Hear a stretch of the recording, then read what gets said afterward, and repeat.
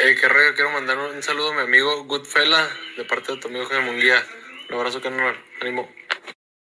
All right, Keith Thurman. All right, let me open my window real quick. Give me 1 second. Come on, I'm here biking. In here biking. There we go, mine. But yeah, Keith Thurman did an interview with Brian Custer on the Last Stand podcast. So I watched the whole thing, bro. Um, so so I did watch the entire thing, bro. And he talked about a number of things we're gonna touch on. He responded to Timothy Bradley, calling him a mercenary. Um, he talked about Jaron Ennis and admitted that he knew who Jaron. I ain't gonna say he admitted, but I'm assuming that he basically, to me, he admitted. I'm saying I ain't gonna say it's a fact. To me, he admitted that he kind of knew who Jaron Ennis was. He talked about those comments. Talked about Bob lying about he talked about Bob lying about the $10 million, and he talked about Terrence Crawford. I forget what he said in the beginning about Crawford, but for the most part, he said that he dissed Crawford on the pound for pound list. He said, you usually don't break heavyweights, Fury or Canelo, but he said that Canelo, Terrence Crawford is a harder fight than Errol. I explained what he said. But basically, he talked about the 10 million and how it was that's what he said, no negotiation for the fight. So he responded to Timothy Bradley. And what's so funny is I listened so I can just get the gist of it. Now, somebody else might take another big chunk about what he said in the interview, but he also did talked about his hand injury and his elbow injury and how, basically he basically, didn't want to get the surgery because he didn't believe that the surgery, was gonna fix him. People going to surgery, you hear about things going wrong every day. You know what I'm saying? You hear about things going wrong every day. So yeah, we all kind of scared to get surgery, go under the knife. So I don't blame him. He probably didn't think his elbow was gonna be what it was, or his hand was gonna be what it was. But he said his elbow good, said his hand good. He said the surgery went good. He dealt with the injury with Josito Lopez and Pacquiao. So he's out the ring for all that time and still had a hand injury. But people gonna point to him boxing in the streets in Nepal. Now he talked about Jaron Ennis and basically clarified his comments, saying he didn't know who he was. He said basically he admitted that he knew who he was, or he now know who he was, and he's a good fighter. And what makes him so dangerous, he said, is that he hasn't tasted money, which he hasn't tasted the money, which with him not tasting the money, he's not complacent. He basically admitted that him getting all this money in so much worse that he complacent. Okay, so he said that he young and hungry, and basically kind of to me he kind of had a flashback of being young and hungry before he was overpaid. Now he did say he's a tremendous fighter and that he's a threat because he young and hungry. That's basically what he said. He said, man, he young and hungry, man, and that's what makes him such a threat. It's because he hasn't tasted the money, so he hasn't tasted the complacent, and also he young, he young, and he don't have that much scar tissue or nothing like that. So, so he fired. So he basically said that, and to me, he admitted to saying he knew who he was, but he said that he ain't on his radar. Now he said that if he reaches goals and Jaron Ennis still around, he may have to fight him. Okay, so he did admit that. He also talked about moving up. He says if he's still around at 37 years old, then he at least try to move up at least one time. So really, because his name one time, so really he really ain't trying to move up. All right. Then with the Timothy Bradley thing, he basically said that Timothy Bradley, he never had a conversation with Timothy Bradley, and Timothy Bradley don't know what he talking about. You know what I'm saying? You don't know me. We never had a conversation together. How can you say that, I'm only in it for the money? I'm a mercenary and we haven't talked. So he went into, he went into that mode. Okay. And he said, we never had a conversation. You don't know what I'm in. Bradley made the comment. He laughed at the Barrio fight. Said Keith got 1 foot in the door, 1 foot out the boxing world, and 1 foot in, and 1 foot out. He said it's not true. We gonna see, you know, when he fight Barrios, and he said he's gonna be right back in the gym. So basically, he denied what Tim Bradley saying, and it do seem to be that way. And he got to prove people that he in it to win it. He playing for keeps, and it seems to be that he got 1 foot in and don't want to fight. He also talked about, his fighting schedule. And he basically, Brian Custard also asked him like, "Hey man, you know, did you try to fight? Why you ain't fought?" He said he had a little glimmer of hope of fighting during the pandemic, but he said nothing really materialized. So the goal, he said even with that little opportunity he had to fight, and I think he's talking about the Ugas fight, bro, because he was trying to get the Ugas fight, and for whatever reason, out and give it to him. He said basically I was the rumor. He said basically, he said it was a glimmer fight, but he said even he thought that fight would probably just pour over. He meant 2022. He said 2020. He always thought that he wasn't gonna fight in 2021. He'd be back in 2022. So he said he really wasn't presenting no contracts. Now he did go on to admit that his alternative opponent was on the card, the Barrios card. He said basically it was either Mario Barrios or Emma Ramos. Those were the two guys that, or two of the guys that he presented with. He said he went with the guy with the best record in Barrios. So, he explained all that. Responded to Tim Bradley, responded not knowing Ennis, talked about fighting Ennis, as we explained already. So, yeah, he spoke on all of that, man. Spoke on his health, said he want to be right back in the ring after the Barrios fight. He said he got something to prove to so people that he's still in it to win it. He said ultimate goal is being undisputed at welterweight. So, really, it don't sound like he really got too many ambitions in moving up to 154-pound division either. You know what I'm saying? So, like I said before, I don't think it's just the crop of guys that's at 54. Danny's the only one out of the bunch that really, that's talked about going up there. Even Earl, Derek James said they at least gonna be at, he said that last year, at least one more year at welterweight, two at the max, I think he said. So they really ain't trying to go up to 54 and expeditiously. And Danny Garcia and Terrence Crawford is the only one, which I got a good Terrence Crawford video coming. I decided to wait to do the live or do the video than live because like if I do a live, so most times if I really can't get in my groove on a topic because we got a panel the next day, I do the video. So I'm gonna do the premiere today. So I got some time today. So yeah, you know what I'm saying? So he's touched on all that type of stuff. Now he said that the Bob Arum, he never requested for $10 million. Bob Arum lied. He said the number that they offered him was so low that he respected a respectable number. So I'm guessing he was offered like the same $3 million Danny Garcia did, but he never negotiated to chop that number up. So he basically said, Bob Arum lied and threw the 10 million out. I agree with him on that one. He said the number they offered was so low. I think it was 3 million guaranteed. I don't know. I'm just guessing because that's what Danny got offered. So he said at least throw a respectable number out there. But my thing is this. Then Brian Custer said too. This is what he said about Crawford. I remember he said that now he's a free agent. He went into after the Barrios fight, I've had to be a world champion.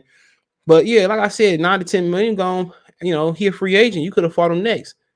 Y'all could have came to a number. Y'all could have been fighting like March 5th or April 5th. But he needed to tune up after 2 years. And like Bud said, don't call me out. If you're not ready. Why I gotta wait 8 months to fight you? So, like I said before, I believe when Keith is serious, I think the whole boxing world is waiting for Keith to lose. Now he said he loved making exciting fights. He wanted to make the biggest and best fights in boxing. He loved when fans come up and tell him he the best. He their favorite fighter. I'm pretty sure that's slim few in between. Okay. I'm pretty sure that's a wrap. He destroyed all the momentum he got, and he want to show people that he's still hungry. He still got it. And I think I'm gonna go on a limb and say like 80% of the boxing world hope that Mario Barrios beat you, and me included. It's boxing personal. The way you held up the division, then you calling Bud out. Like I talked about Caleb Plant on a video yesterday, calling Charlo out, for the end of the year. Like, bro, don't call me out unless we, you call me, my personal number, say, hey, man, I got this going on, I'm gonna fight you in this time period. Cool, but don't come out in the public say, but I'm calling you out for the end of the year.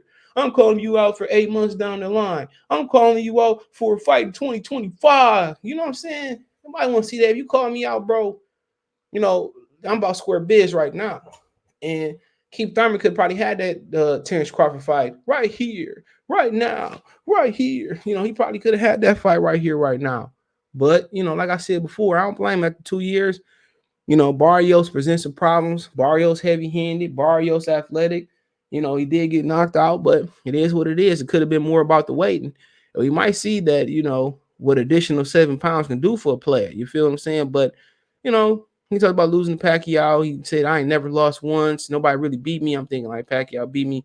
How you beat me? How you number one in the world? You never beat me. Like I said before, it seemed like somebody holding on to the cliff.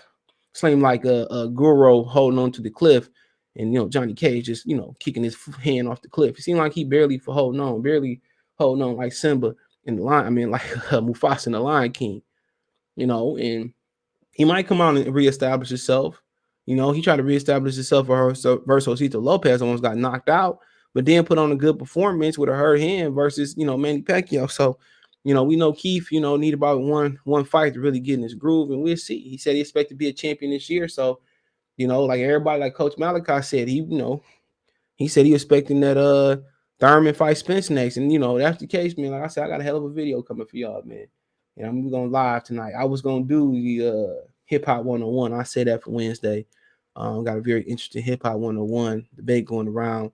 Is who better, MC Fabulous and Andre 3000, which talk about that, and also talk about the Cat Williams comments on Eddie Murphy. So be prepared on Wednesday. But yeah, he said the 10 million and all that. And, I believe him that Bob Arum lied on the 10 million. I definitely believe him on that. So, he ain't got no convincing to do. Like I said before, he knew he couldn't afford. He barely can afford Sean Porter. How can you afford Keith Thurman coming off a year's change layoff at the time? So, like I said, it is what it is.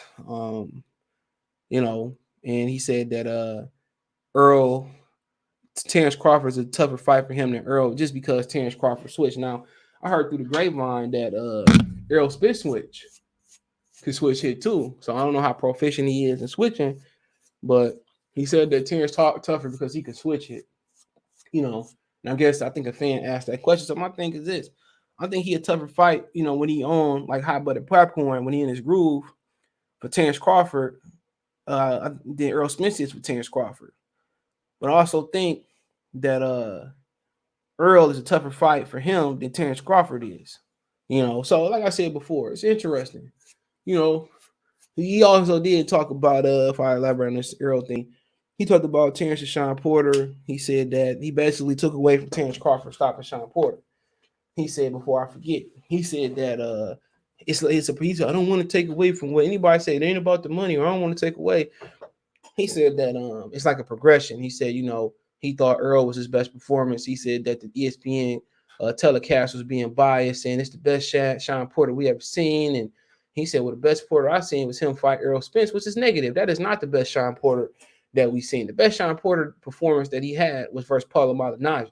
Okay, how's your best performance is losing? They can get out of here. If he retired, all the accomplishments that he did in boxing, his best performance is steamrolling Paulo Malignaggi. So a lot of these niggas sound ignorant when they say the Errol Spence loss with Terrence Crawford performance. And a lot of you niggas wasn't around for boxing.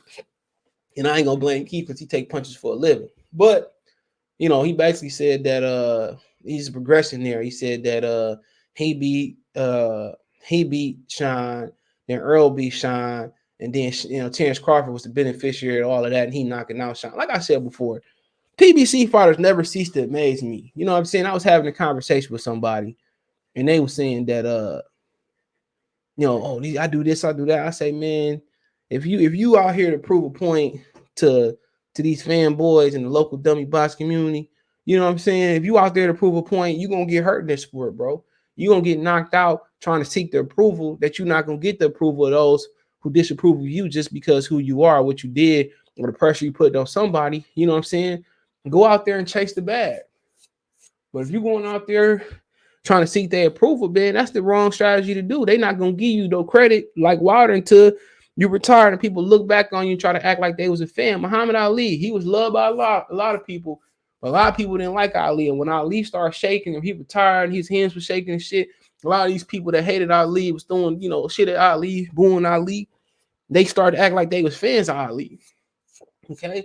You can't find approval in the sport of race until it's over and done with, bro. For a lot of these guys. A lot of these guys that's loved right now, AJ, and they don't get the same love they're going to get when they retire. Like Frank Bruno still loved over there. He going to get the same love he going to get way more love than Lennox Lewis get over there. We know why. So that is what it is. They always going to take away from your accomplishments. You got to set, that's why it's very important to set goals and accomplish your goals. A lot of people around that try to belittle your goals, but really be jealous of you reaching your goals. That's why, that's why you can't seek approval, even from your parents sometimes. Sometimes you got to chase what you feel is right.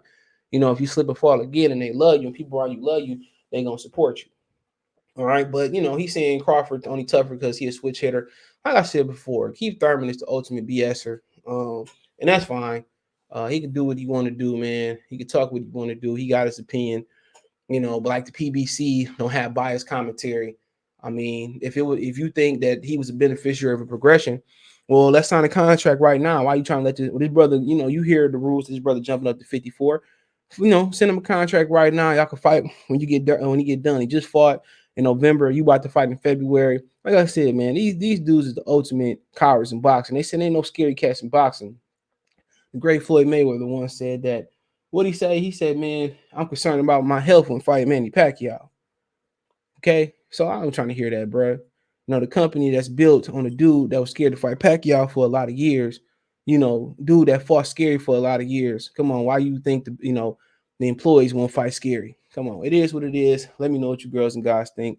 Thumbs up the video, share the video, subscribe to the channel. You can find me on Twitter, Facebook, Instagram. If you have a business question, inquiry, sponsorship, video quest, all my social media subscription. Twitter's the fastest way to Instagram and Facebook. Want to make a financial donation? Cash App, $ CJ Good 313, Venmo CJ Good 313, roll at the bottom of the screen, also in the description. PayPal link exclusively there. All my social media links there.